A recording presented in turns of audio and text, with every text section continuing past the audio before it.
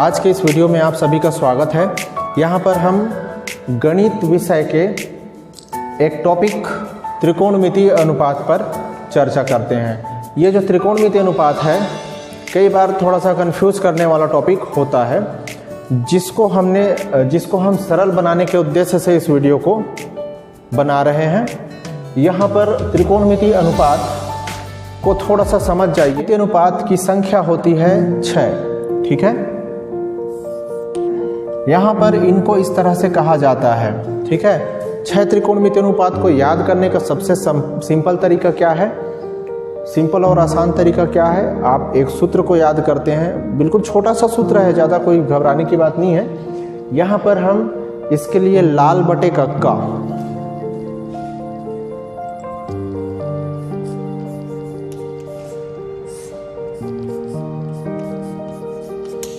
इसका यूज करेंगे, ठीक है। लाल बटे कक्का कहने का मतलब ये है, इसका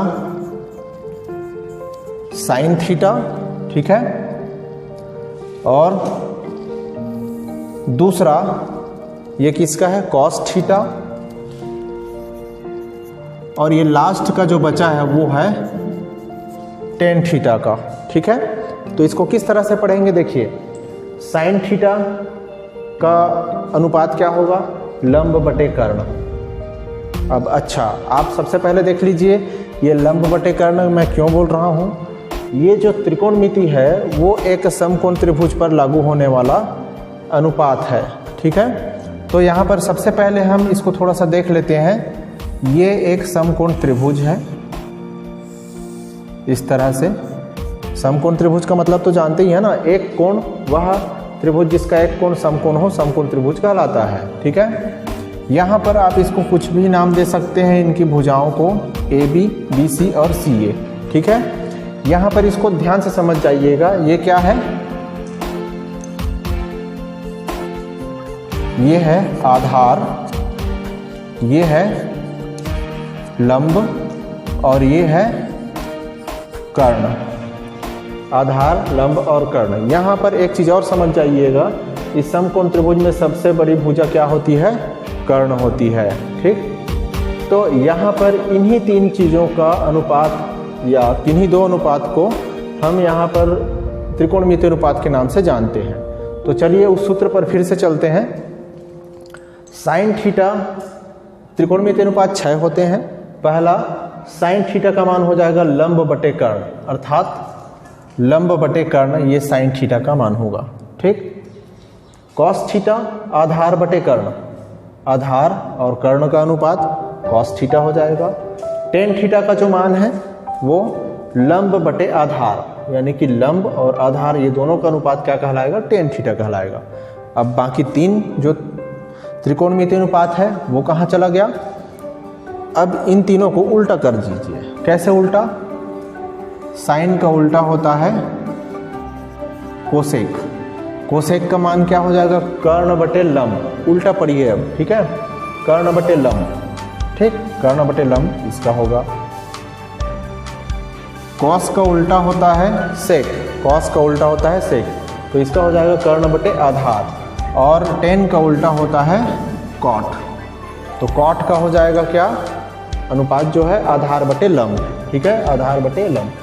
तो आशा करता हूँ कि ये 6 त्रिकोणमिति आपको समझ में आया होगा क्रमशः। अगर इनमें से देखिए, अगर आपको इनमें से 2 भुजाओं का मान दिया हो, ठीक है, सिर्फ 2 भुजाओं का मान दिया हो, तो अगर आपको साइन थीटा, कॉस थीटा से लेकर आपका कॉट थीटा तक, यानी कि 6 त्रिकोणमितीय अनुपात में से किसी एक को अगर ज्ञात करना होगा, तो आप इन तीसरी भुजा का भी मान आपको ज्ञात करना होगा। तो आप पूरे 6 त्रिकोणमितीय अनुपात का मान आसानी से निकाल सकते हैं, ठीक है।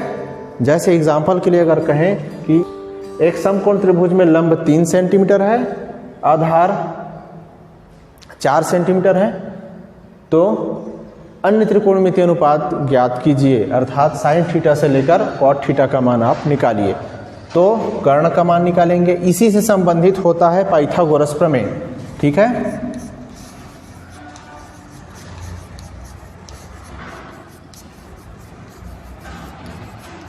किसी समकोण त्रिभुज में कर्ण का वर्ग, ठीक है, कर्ण का वर्ग अन्य दो भुजा, यही तो बचेगा अन्य दो भुजा, अन्य दो भुजा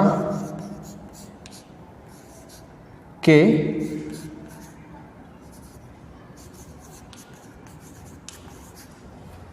कर्ण का जो वर्ग है, ये वाला जो कर्ण का वर्ग है, वो अन्य दो भुजाओं के वर्गों के, ठीक है, योग के बराबर होता है।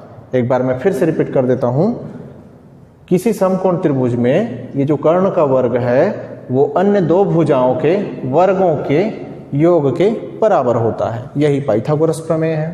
अब अभी थोड़ी देर पहले आपको मैंने बताया कि पाइथागोरस प्रमेय में दो भुजाओं का मान अगर दिया है तो तीसरी भुजा का मान आप निकाल सकते हैं, या कर्ण और आधार का मान दिया है तो आप लंब को निकाल सकते हैं, ठीक है। तो इस तरह से इसको निकाला जाता है और सभी त्रिकोणमितीय अनुपात के मानों को ज्ञात किया जाता है।